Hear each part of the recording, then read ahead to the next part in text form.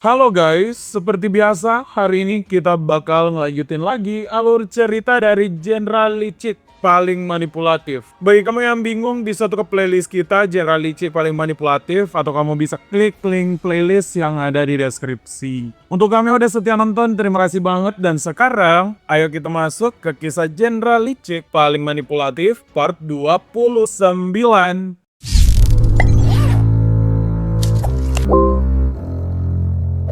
Di video sebelumnya, Li Qiong kan sedang berada di kerajaan Neveria, kerajaan para elf. Di sana semua orang diundang untuk disahkannya pembentukan aliansi antara para elf dan juga manusia. Sayangnya, meskipun permintaan aliansi itu datang dari para elf, sikap para elf tuh ternyata nggak ramah, ada yang takut dan bahkan pangeran elf bernama Elios tuh sangat kasar pada Li Qiong. Petualangan di kerajaan Neveria ini makin seru setelah Kim Hyung Sun ngebahas tentang akar dari World Tree yang mulai membusuk. Kekacauan memang sempat terjadi, tapi setelahnya semua tuh jadi aman karena sang Raja Elf ternyata baik banget dan kooperatif. Sekarang semua orang udah mulai menjalankan misi di Twisted Pond, sebuah dungeon di mana akar World Tree yang membusuk berada. Di sana memang gak ada yang namanya monster berbahaya untuk sekarang, tapi ada banyak peri jahil. Saking jahilnya, para peri ini tuh membuat Haiyan jadi Haiyan mode abang-abangan jin. Perubahan yang terjadi pada Haiyan guys tentu saja membuat Li Qiong tuh jadi shock banget. Cewek polos, sadis yang biasanya kelihatan cantik banget malah jadi abang-abangan jin. Perubahan yang terjadi ternyata bukan cuma pada Haiyan. Han Sora juga berubah menjadi kucing cengeng karena akut diremukan Haiyan. Kemudian ada Dogu jadi babi, Han Gimo jadi rubah. Ada juga Yu Ayong dan Kim Charyol yang berubah jadi manusia setengah hewan. Ya pokoknya ini semua menjadi kekacauan dalam waktu yang singkat. Helena yang ada di sana itu ngejelasin pada Li Qiong kalau mereka itu emang peri jahil tapi bukan makhluk berbahaya. Perubahan yang terjadi tuh juga bakal selesai kalau mereka keluar dari hutan peri. Nah para elf ternyata tuh nggak berubah karena mereka udah diakui sebagai pemilik dari hutan peri. Lalu bagaimana dengan Li Qiong? Kok mas-mas ini juga nggak berubah sama sekali? Apa dia punya darah peri? Tentu saja tidak. Li Qiong tuh cuma manusia biasa guys, tapi jiwanya kotor banget. Setiap peri yang coba nyihir Li Qiong, mereka tuh langsung tumbang muntah-muntah menceret saking kontornya jiwa Li Qiong. Setelah Li Qiong berbincang dengan Helena, Li Qiong baru sadar kalau semua orang juga heboh akan satu hal. Saat Li Qiong kesana memeriksa hal yang ngebuat heboh, Li Qiong tuh malah tertegun. Kim Hyung Sun diubah oleh para peri jadi cewek. Mana jadi cewek cantik lagi. Ini kalau mas-mas wibu jomblo nggak tahu kalau Kim Hyung Sun ini cowok, bakal ada tuh yang ngetik di kolom komentar, "Inikah my bini?"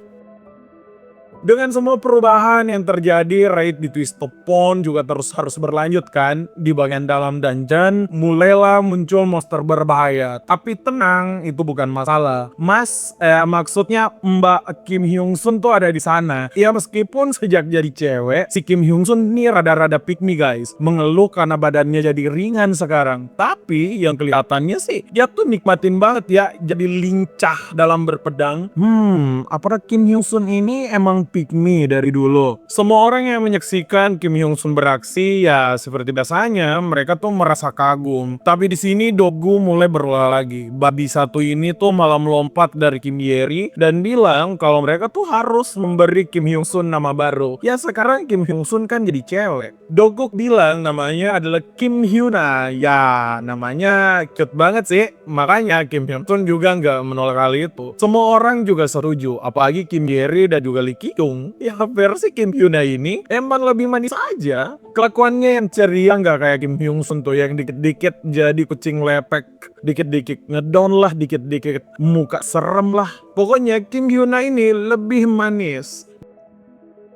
Beberapa lama kemudian, saat menjelang malam semua orang beristirahat di dalam hutan. Seperti biasanya, tim ini tuh nggak pernah damai. Han Gimo dihajar Yeri, Dogu tidur karena kenyang udah mukbang. Kim Charyon dan Yu Ayong malah pacaran, dan ada juga Han Sora yang dari tadi nangis karena ditempelin Haiyan mode kekar. Iya, tapi keributan ini menurut Lee Kyung damai banget. Kalau mereka masih bisa senang-senang kayak sekarang, jadi mereka ini jelas enggak dalam bahaya apapun. Di tengah keramaian, Lee Kyung baru sadar kalau ada satu orang yang enggak ada di sana. Kim Hyung Sun, mod pick me, ternyata tuh menyendiri guys. Jadi Lee Kyung pergi menemani Kim Hyung Sun. Kim Hyung Sun mode ini emang pick me banget sih, tapi nggak bisa dipungkiri kalau juga manis banget. Makan roti aja kelihatan lucu kan. Lee Kyung dan Kim Hyung Sun kemudian sedikit bercerita tentang sudah banyak hal yang dialami Kim Hyung Sun sejak mereka datang ke benua yang dijanjikan. Kim Hyung Sun tuh ngaku kalau dari awal dia masuk ke dalam tutorial dungeon, dirinya tuh bahkan selalu ketakutan guys. Bahkan Kim Hyung Sun itu pernah trauma setiap melihat roti yang dia makan sekarang. Karena roti itu tuh adalah makanan pertama yang dia dapatkan dalam tutorial dungeon. Roti itu emang membawa banyak trauma, baru bisa makan kalau udah bertarung melawan monster. Belum lagi Kim Hyung Sun tuh cerita ke Lee Kyung kalau dia tuh pernah dirampok loh karena roti-roti tersebut. Lee Kyung yang denger ini tuh jadi merinding. Kok ada sih yang berani ngerampok Kim Hyung Sun? Ya dengan roti yang dimakan Kim Hyung Sun itu tuh kayak sebuah terapi pasca trauma. Kim Hyung Sun jujur kalau traumanya emang sudah sembuh sekarang. Faktornya bukan cuma karena roti jadi terapi, tapi Kim Hyung Sun juga ngaku kalau sekarang dia punya tim yang solid. Jadi dunia yang awalnya dibenci oleh Kim Hyung Sun berangsur menjadi dunia yang menyenangkan. Ya emang kayak gini kan.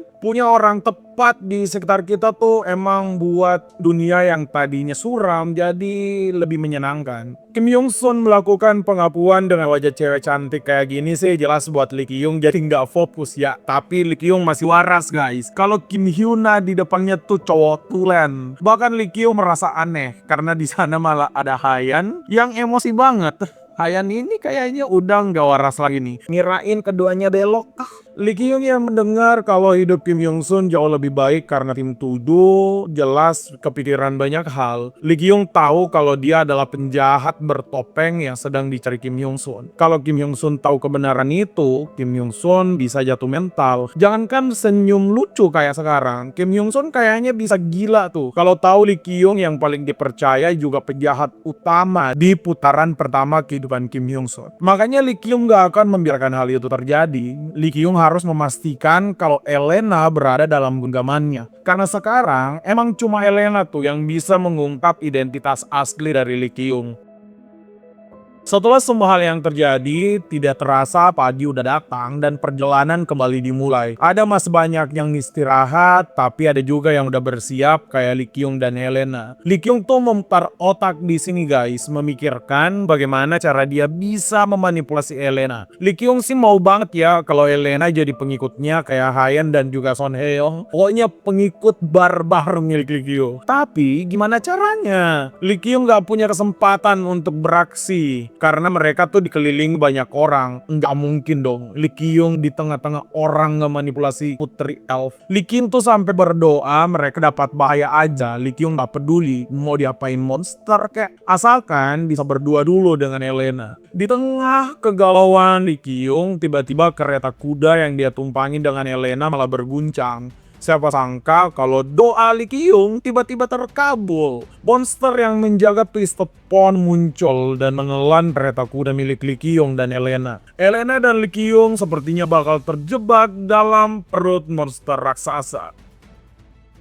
Beberapa saat kemudian, Helena baru sadar setelah dia ditelan oleh monster di Twisted Pond. Saat Helena sadar, Putri Elf ini jelas bingung dong, di mana dia berada. Di tengah ketakutan Helena, Lee Kyung malah muncul mengagetkan sang putri. Lee Kyung di sini mulai menjelaskan kalau mereka berdua ada di dalam perut monster dan ini kayaknya bukan monster biasa. Monsternya bernama Salit dengan rank semi mitologi. Lee Kyung mengaku kalau dia tahu tentang monster tersebut dari buku yang dia baca. Padahal mah kita tahu ya ini bohong besar. Lee Kyung tuh tahu ini dari Mind's Eye miliknya. Lee Kyung bilang untuk sekarang Helena harus tenang dulu sambil Lee Kyung berpikir bagaimana caranya keluar dari sana. Di tengah Lee Kyung memikirkan apa yang harus dia lakukan, Elena malah marah dan mengancam Lee Kyung untuk nggak mendekat. Elena tuh sampai nusuk-nusuk Lee Kyung dengan batang kayu. Elena menuduh kalau Lee Kyung lah yang merencanakan semuanya. Lee Kyung langsung saja ngebalas kalau putri elf ini kayaknya sih nggak waras ya. Kalau Lee Kyung merencanakan ini semua, mana mungkin Lee Kyung mau masuk di dalam perut seekor monster. Ya meskipun guys, di dalam otak Lee Kyung ini sih kayak sebuah untung besar ya, bisa berduaan dengan Elena dulu. Lee Kyung kemudian bilang ke Elena kalau mereka berdua harus tenang dulu. Elena pokoknya nggak mau tenang karena dia tuh yakin Lee Kyung adalah penipu. Lee Kyung menimpali dengan bilang dia nggak masalah disangka penipu, asalkan Elena tenang dulu sebelum mereka itu dicerna. Karena dari pengamatan Lee Kyung, mereka tuh cuma punya 48 jam sebelum mereka jadi santapan asam lambung monster. Elena yang dengar bakal jadi bahan bakar untuk asam lambung monster jelas takut dan menanyakan apa yang harus mereka lakukan sekarang.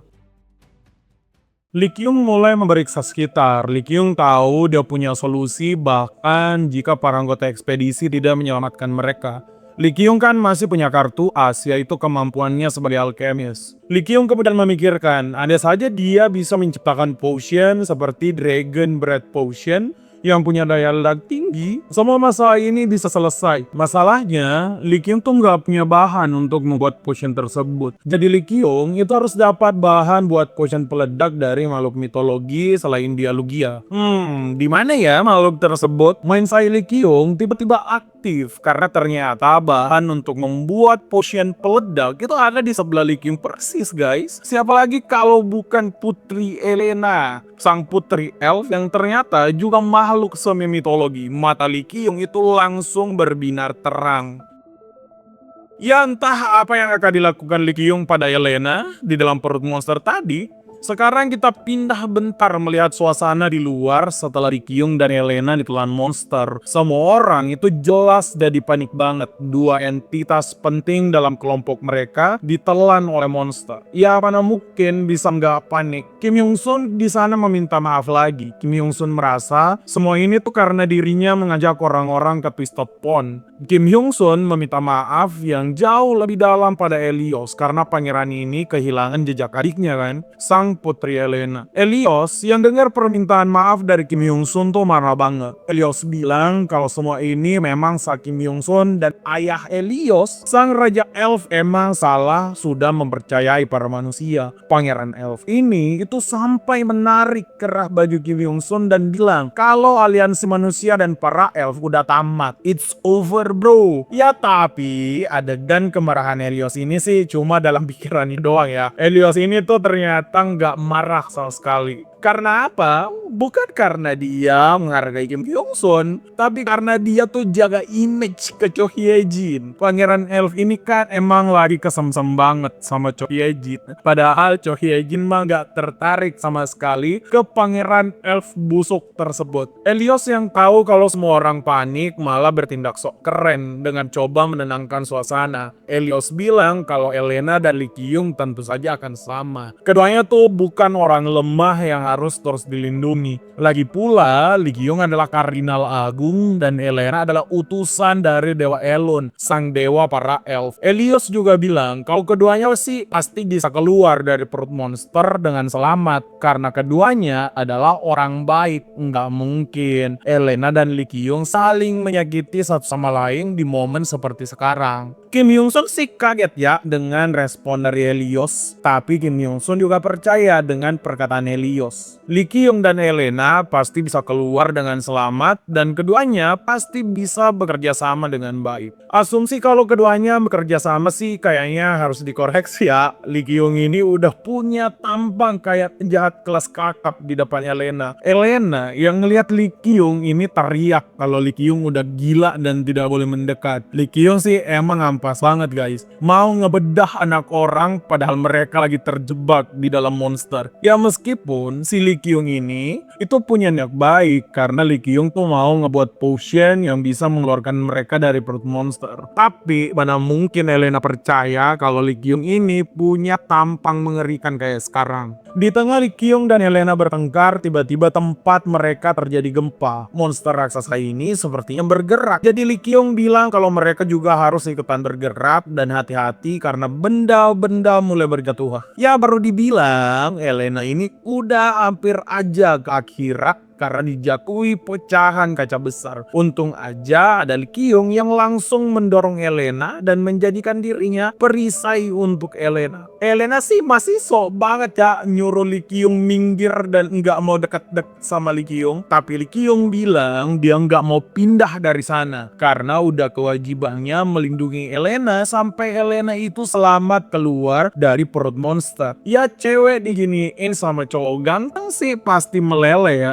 Buktinya, Elena sang putri elf juga kesemsem dengan Lee Kyung. Elena lihat tuh baju Lee Kyung yang udah lusuh, Lee Kyung malah terluka dan malah masih melindungi si Elena. Tapi trik Lee Kyung ini cuma berhasil karena Lee Kyung ganteng. Kalau sama cowok jelek, kayaknya beda lagi sih guys. Minimal cowoknya tuh ditendang atau dijambak sama Elena. Kalau cowok jelek mau sok lindungin sang putri elf. Jadi emang bener kalau dunia ini lebih adil ke cowok ganteng. Setelah Elena melihat kebaikan Lee Kyung, Elena tuh langsung percaya dong pada Lee Kyung. Lee Kyung sih seneng banget ya. Meski mereka berdua ada di dalam perut monster dan gak jelas kapan bisa keluar dari sana, tapi Lee Kyung sekarang kan punya kesempatan untuk memanipulasi Elena. Kertas putih dari jiwa putri elf sekarang ada di tangan Lee Kyung. Lee Kyung bakalan jadi putri elf ini mawar hitam yang bisa Lee Kyung kendalikan. Lee Kyung sekarang itu cuma khawatir satu hal, yaitu Dewa Elun. Kalau tiba-tiba Dewa Elun kontak dengan Elena, bisa-bisa rencana Lee Kyung berhamburan dan gagal total. Tapi untuk sekarang Lee Kyung sih bisa tenang karena pelan tapi pasti Elena tuh udah ada di genggaman Lee Kyung dan jiwa Elena jelas akan tercemar oleh perilaku biadab dari Lee Kyung.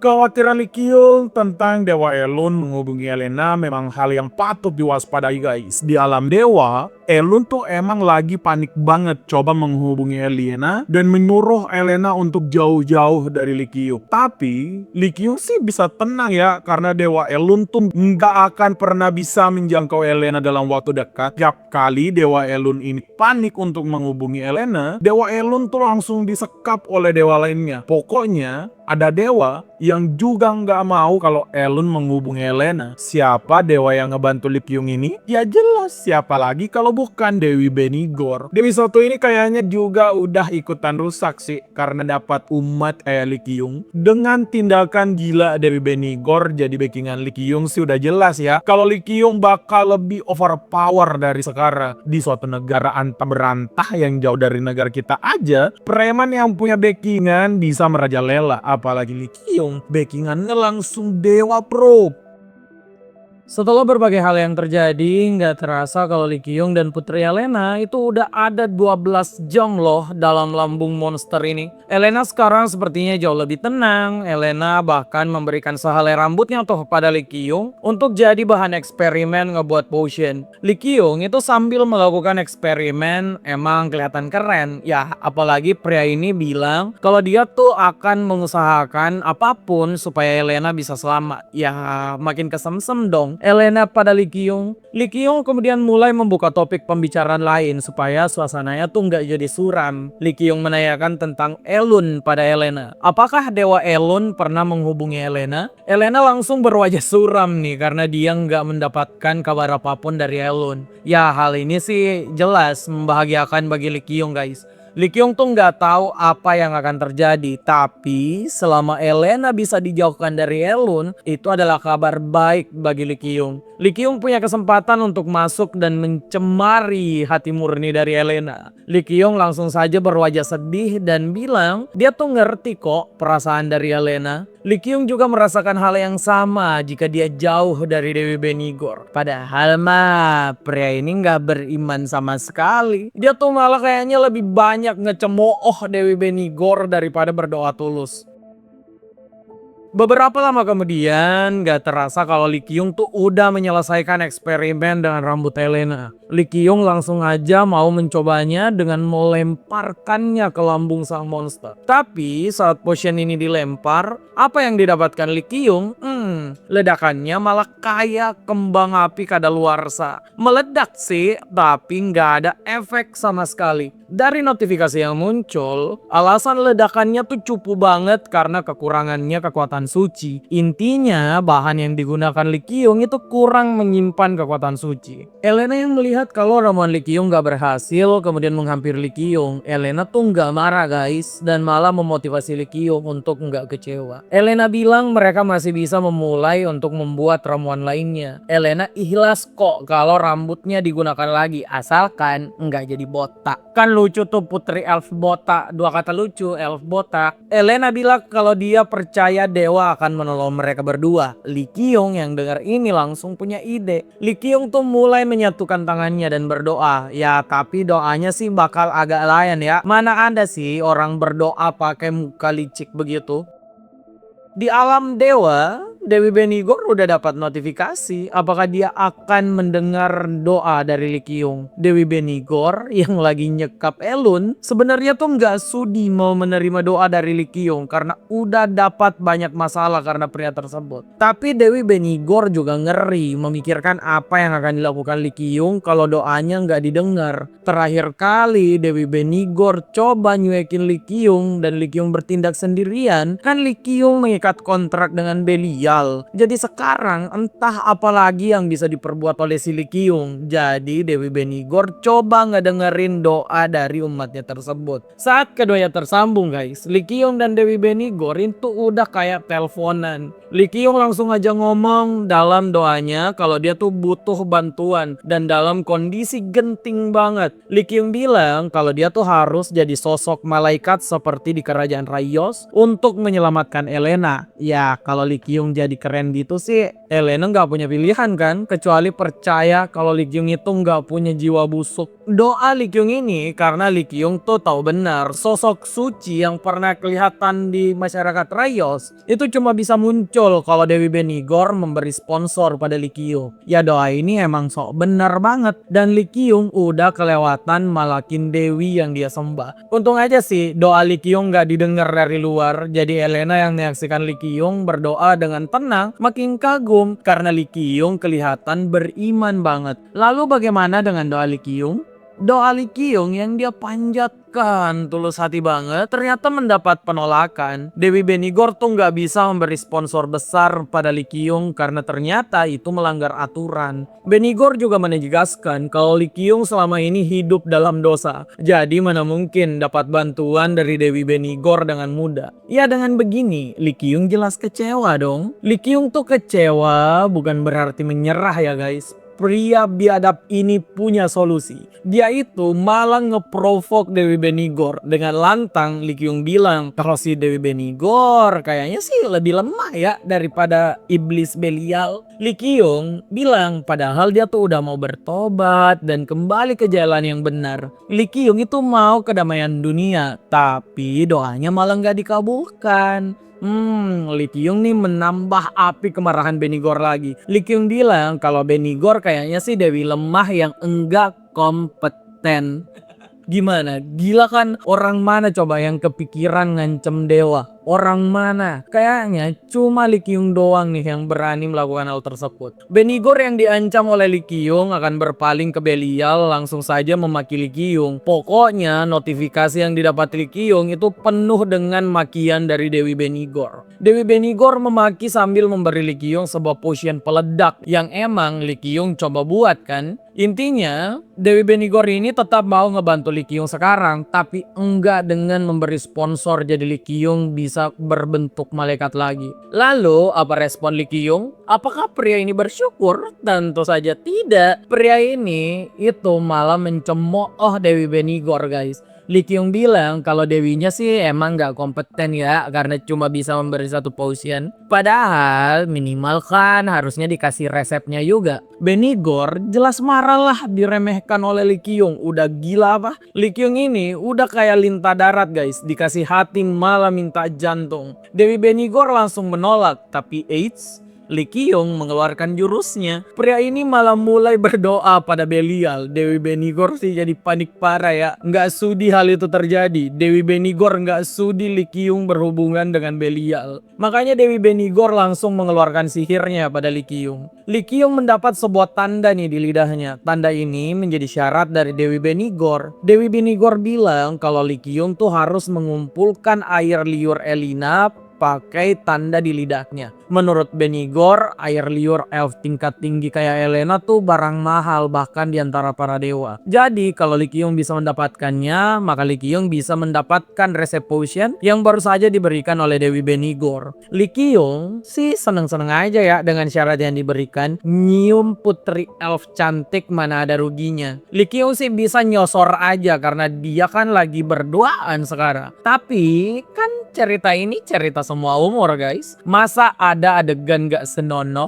Makanya Li Qiong kemudian bilang, gimana kalau adegan ngumpulin liur Elena ini dibuat dramatis aja. Li Qiong kemudian tersenyum licik dan meminta satu hal lagi pada Dewi Benigor. Ya bener, pria ini tuh emang gak tahu diri. Udah dibantuin, malah banyak maunya lagi. Tapi Benigor juga penasaran dengan apa yang akan dilakukan Li Qiong. Jadi Benigor setuju ngebantu Li Qiong. Li Qiong kemudian memanggil Elena untuk mendekat.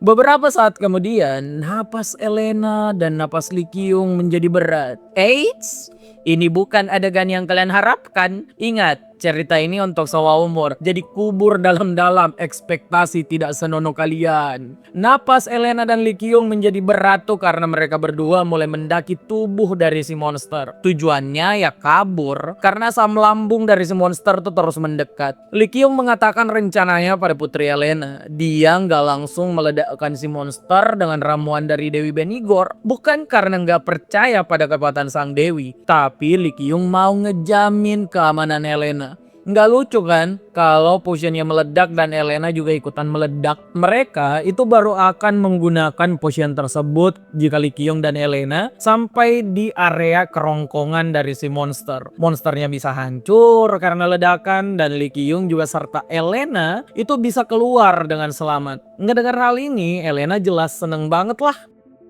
Beberapa lama kemudian, cairan asam lambung monster itu makin membuntuti keduanya. Hal ini jelas jadi bahaya banget dong. Makanya Li Qiong bilang ke Elena untuk Elena naik duluan ke atas sana. Akhirnya mereka sampai di kerongkongan monster raksasa, jadi mereka berdua bisa kabur. Elena udah ada di tempat aman, jadi dia mengulurkan tangannya pada Li Qiong. Tapi Li Qiong malah enggak bergerak sama sekali. Li Qiong tuh malah mulai yeping. Ya, kita tahu sih kalau Li Qiong mulai yeping, pria ini pasti ada niatan tersembunyi. Li Qiong bilang kalau manusia itu punya kepercayaan tentang manusia yang terkontaminasi mana iblis dan akan menjadi monster. Mereka yang jadi monster ternyata bisa diselamatkan. Dengan cara apa? Sebelum mereka sempurna menjadi monster, mereka tuh mendapatkan ciuman yang tulus dari orang terkasih. Jadi Li Qiong bilang, mungkin aja kalau dia jadi monster karena mana iblis dalam tubuhnya, maka ciuman dengan Elena sepertinya akan membatalkan perubahan Li Qiong jadi monster. Elena yang denger ini tentu saja nggak terlalu peduli ya. Ciuman dengan manusia tuh tentu saja terasa berlebihan meskipun Li Qiong menyelamatkan nyawa Elena. Jadi Elena mengulurkan tangan agar mereka berdua bisa keluar dari sana. Tapi hal mengejutkan malah terjadi. Li Qiong tuh tiba-tiba kesakitan banget. Elena melihat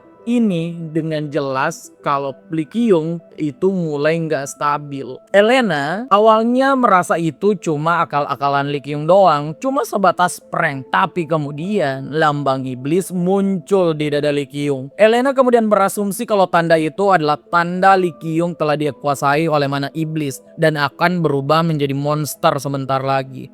Elena jelas panik dong melihat Lee Kyung berubah jadi monster. Di lain sisi, Lee Kyung tuh mengeluarkan potion peledak di tangannya. Lee Kyung dengan nada sendu bilang kalau sepertinya dia nggak punya harapan. Lee Kyung memberikan potion tersebut pada Elena supaya Elena bisa keluar dari sana. Lee Kyung dengan tangisan di pipinya meminta maaf pada Elena kalau dia nggak bisa menepati janji menemani sang putri keluar dengan selamat. Elena melihat Lee Kyung mau berkorban udah langsung nangis bombay. Tapi Elena juga nggak bisa menyelamatkan Lee Kyung sekarang. Lee Kyung tuh melemparkan potion ke atas agar Elena bisa selamat keluar dari perut monster. Lalu Lee Kyung, dia ini mengorbankan dirinya guys. Lee Kyung menjatuhkan dirinya ke cairan asam lambung supaya Elena nggak jadi santapan monster yang mengincar mereka. Elena tuh cuma bisa berteriak saat ledakan ini terjadi.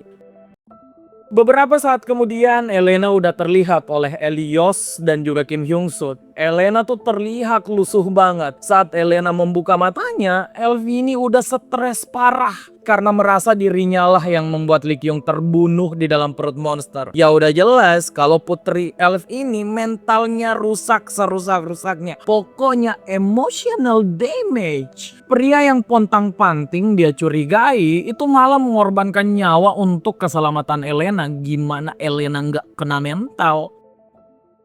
Apa yang sebenarnya terjadi di sini? Elena udah jelas merasa bersalah pada Lee Kyung, tapi bagaimana dengan Lee Kyung? Apa pria ini betulan modar dalam perut monster? Penasaran? Kita nantikan aja guys kelanjutannya di video berikutnya. Terima kasih yang udah nonton sampai akhir. Bagi kamu yang senang dengan konten obrolan isekai, kamu bisa ke playlist kita buat ngecek semua proyek garapan kita. Kamu mau durasi jumbo juga ada di playlist kok. Semoga kamu bisa ikut jadi teman mengobrol kami. Untuk sekarang, sampai jumpa lagi. Dan jangan lupa komen, like, share, dan subscribe obrolan isekai.